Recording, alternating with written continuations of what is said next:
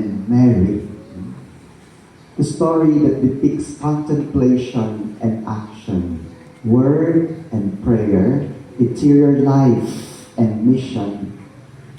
You know that the Benedictines would say, ora et labora.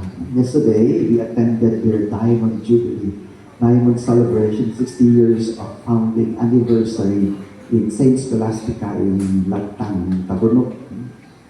And we witnessed the whole celebration together with the awardings and all their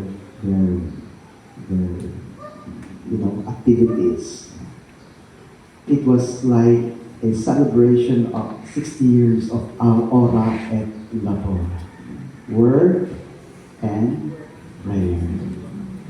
Martha and Mary, they could be kind of a symbol of Ora et Labora.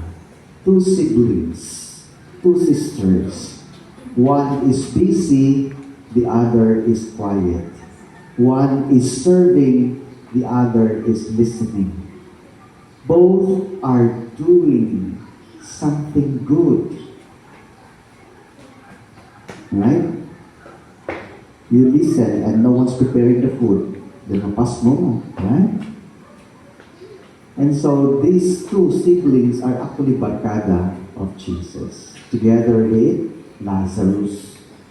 This is the favorite stopover of Jesus when he goes to Jerusalem, because he lives in Nazareth. And when he goes to Jerusalem, that is the favorite stopover, the barkada of Jesus, Lazarus, Mary, and Martha. So they became very familiar with each other already.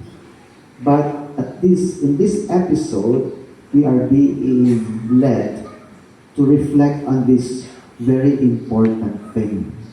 One is listening, one is serving. Which is better? Huh? Which is better? One is listening.